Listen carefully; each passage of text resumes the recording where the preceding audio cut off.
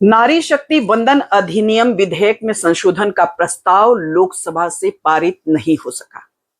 एक तरफ सरकार है जो ये कहती है कि हमने महिलाओं के हक की लड़ाई लड़ी, दूसरी तरफ विपक्ष है जो कहता है कि ये सिर्फ राजनीति थी। तो सवाल ये है कि क्या ये महिलाओं की हार है या फिर सत्ता की सबसे बड़ी रणनीतिक जीत? और क्या 2026 के चुनाव में नारी शक्ति बनेगी सबसे बड़ा हथियार?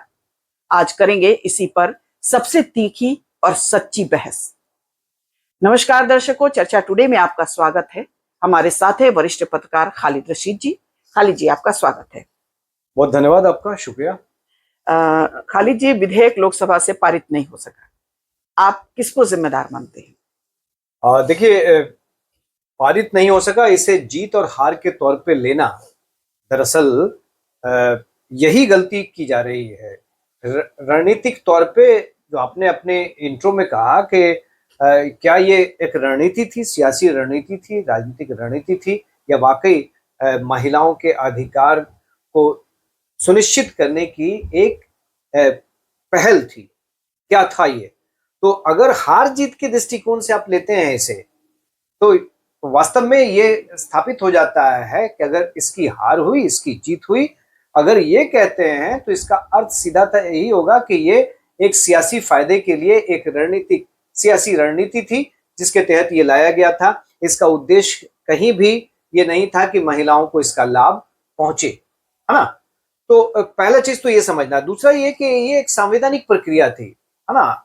जो संविधान संशोधन विधेयक लाया जाता है उसमें 2/3 बहुमत की आवश्यकता होती है। तो बहुमत जो है वो जुटाना उस पर मेरिट पे डिपेंड करता है कि आपका जो विधेयक है उसमें वो मेरिट है या नहीं है। सीधे तौर पे दूसरे पक्ष को जिम्मेदार ठहरा देना जाए कि भाई आपके कारण जो है ये पास नहीं हो सका, इसका अर्थ ये है कि उसमें बहुत सारे ऐसे लैकुनास थे, कमियां थी, जिसकी वजह से अधिकांश लोग उससे सहमत नहीं हो सके। 54 लोग ही तो और जरूरत थी, तो 54 लोग जो हैं, 54 सदस्यों का जो समर्थन है वो और चाहिए था। तो जो प्रेजेंट लोग थे, प्रेजेंट सदस्य थे लोकसभा में, उनका 2/3 बहुमत हासिल हो जाता। तो ये जो आंकड़ा जुटाना है, आंकड़ों का तो ही खेल था ना। संविधान संशोधन अगर आप ला रहे हैं तो आंकड़ों के बारे में सोचेंगे ना, और आंकड़े कैसे जुटाए जाएंगे, कैसे कन्विंस किया जाएगा, ये जिम्मेदारी जो है जो विधेयक ला रहे थे, जिनको तैयारी थी, उनको जाता है। तो हम हार जीत के नजरिए से नहीं देखते हैं, हम मेरिट के नजरिए से देख रहे हैं। संविधान संशोधन विधेयक, 131वां संविधान संशोधन विधेयक, जिसमें महिलाओं के आरक्षण की बात कही गई थी। तो सीधे तौर पे मुझे ये लगता है कि भाई ये तो पूरी तरह से एक तरह से चुनावी मुहिम थी कि महिलाओं के नाम पे कि हम महिलाओं की भलाई के लिए एक विधेयक ला रहे हैं। और देखिए, हमने ये चर्चा पहले भी की थी कि अगर हम वाकई इसमें इंटरेस्टेड हैं तो ये टाइम टेकिंग प्रोसेस है। इसमें बैठ के तमाम चीजों को, हर बिंदु को देखिए खालिद जी, आप संविधान में संशोधन करने जा रहे हैं। खालिद जी, मुझे कंप्लीट करने दीजिए। नारी शक्ति वंदन अधिनियम, महिलाओं को आरक्षण देने का जहां तक सवाल है, ये तो 2023 में ही पारित हो गया और इसमें सभी सदस्यों ने, है ना, प्रचंड बहुमत से ये विधेयक पारित हुआ। आपको याद होगा, है ना, 2023 में जब ये विधेयक पारित हुआ तो सबका समर्थन मिला, पक्ष विपक्ष सबका समर्थन। मुझे लगता है अगर मैं सही हूं तो केवल AIMIM के जो सदस्य थे उन्होंने इसके पक्ष में वोट नहीं किया था, है ना। बाकी तो पूरा पक्ष विपक्ष एक था। तो ये विधेयक तो पारित हो ही गया था। अब आप इसमें संशोधन ला रहे हैं तो बाकी जो तमाम बिंदु हैं उसको डिस्कस करना चाहिए था कि क्या है। क्योंकि पार्लियामेंट हमारे यहाँ सुप्रीम क्या है? पार्लियामेंट है। और पार्लियामेंट कौन बनाता है? पक्ष और विपक्ष मिलकर बनाते हैं। संख्या बल जो है वो इस बात को निर्धारित करती है कि क्या लोगों के हित में है, नहीं। देखिए, नहीं है। आपने एक जैसे सवाल उठाया कि समय, कितना समय भाई? समय मेरे ख्याल से बहुत पहले से ही महिलाओं के आरक्षण को लेकर, लोकसभा और विधानसभा में महिलाओं के आरक्षण को लेकर बहुत पहले से चर्चा चल रही है।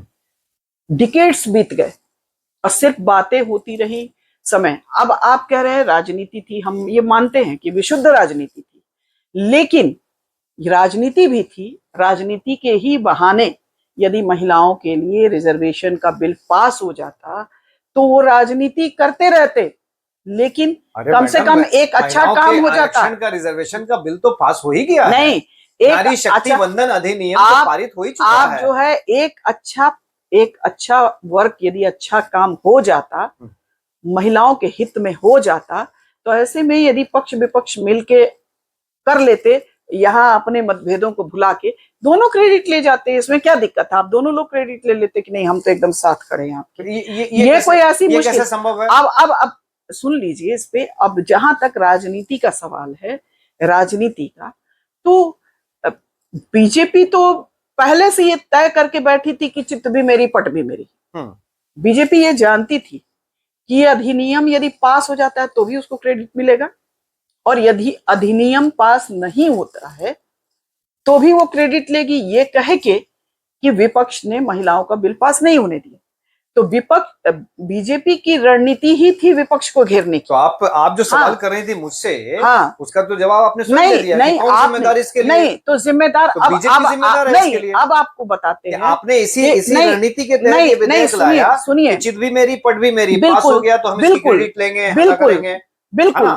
तो यदि विपक्ष इस रणनीति में, पास हुआ तो ऐसा है खालिद जी, यदि विपक्ष इस रणनीति में न फंसते हुए यदि एक हो जाता और शायद महिलाओं के लिए एक बहुत बड़ा डिसीजन हो जाता, ये आप एक पक्षीय बात कर रही हैं। नहीं, कैसी पक्षीय बात है? ये वही भाषा कैसी पक्षीय बात है जो सत्ता पक्ष बोल रहा है। देखिए, नहीं, महिलाओं के अपनी रणनीति में फंसा दिया। नहीं, ये महिलाओं के सवाल को लेकर सत्ता पक्ष और विपक्ष हमेशा से खेल खेलते रहे हैं, और हमेशा से खेल खेलते रहे हैं। आप लोग जानबूझ के, मुझे ये बताइए, हम जानबूझ के डिलीट किया जाता है।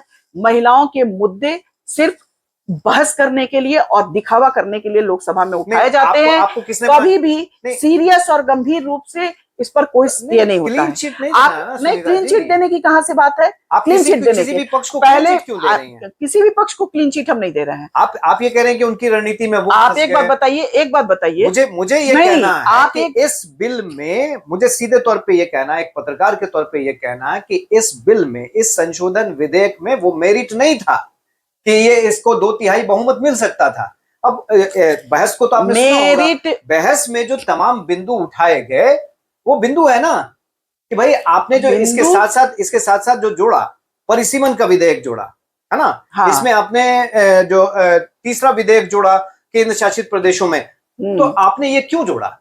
आपने इसकी तैयारी की? नहीं, एक बात बताइए कि परिसीमन क्यों नहीं होना चाहिए? परिसीमन क्यों नहीं होना चाहिए? परिसीमन होना चाहिए ना, लेकिन उसका आधार क्या होगा? ये आप बताइए, परिसीमन क्या पहली बार हो रहा है इंडिया में? यही तो मेरा सवाल है। आप एक बात बताइए कि आप एक लेकिन उसके लिए जब जनगणना हो रही है, उसको आप आधार क्यों नहीं बना रहे? नहीं खालिद जी, तो अगर विपक्ष ये सवाल उठा रहा है तो वाजिब सवाल है ना कि जनगणना फिर करा हम क्यों रहे हैं? अगर 2011 की जनगणना के आधार पे आप इस तरह के डिसीजन लेना चाह रहे हैं, हाँ। तो फिर ये नया संशोधन, नई जनगणना हो क्यों नहीं? तो नई जनगणना करिए तो क्या 2011 के तुलना में 2026 में जब ये हो रहा है, समय पर हम बाद में आएंगे, इस पे सवाल उठाया गया है। 2011 की जनगणना और 2026, माफ कीजिएगा, 27 की जनगणना, इसके बीच में कितना साल हुआ? तो क्या जो डेमोग्राफी हमारी नहीं बदली है ना? बिल्कुल बदली है। बाकी जो तमाम बिंदु हैं वो नहीं बदले हैं।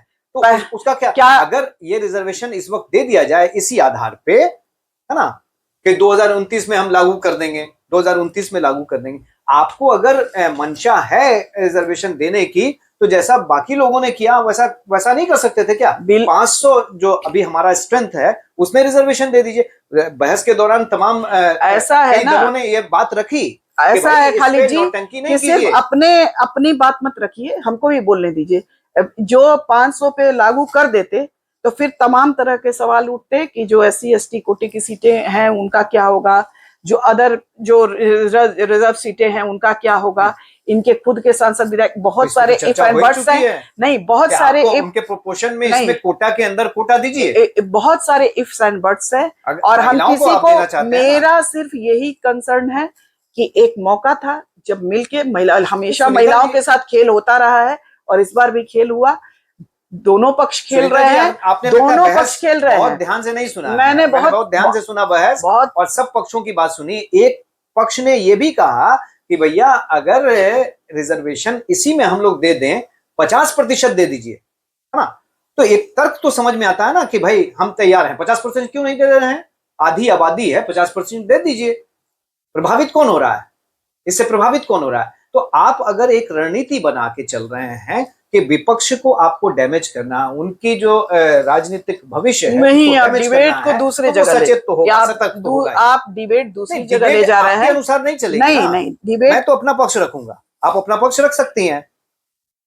ये बहुत क्लियर होना चाहिए कि भाई ये अगर आप रणनीति के तहत ये काम कर ये रहे हैं, बिल्कुल आप अजीब बात करते हैं जो पॉलिटिक्स, तो ये इसका तो पॉलिटिक्स हश्र ये होना है किसको, ना। ये बताइए पॉलिटिक्स में ये क्या विपक्ष रणनीति नहीं बनाता है सत्ता पक्ष को घेरने की, और सत्ता पक्ष रणनीति नहीं बनाता है विपक्ष को घेरने तो की? हमें ये तो कोई नई बात है क्या? अब विपक्ष को डैमेज करने के आप क्या विपक्ष के हम लोग प्रवक्ता हैं या सत्ता पक्ष के प्रवक्ता सत्ता हैं? पक्ष के प्रवक्ता किसी है के ना, हम प्रवक्ता विपक्ष के नहीं है। प्रवक्ता हैं। सवाल हमें ये है, मेरिट पे बात करनी नहीं है। तो बिल्कुल, और मेरिट ये हाँ, है कि तो अगर जनगणना का ऐसा आधार है ना, आपने क्या मेंशन खाली किया? जी, खाली पहले तो जी, आपने मेंशन मैं नहीं किया। नहीं, मैं ऐसा है ना कि मेरिट पे बात ही नहीं ना हो रही है।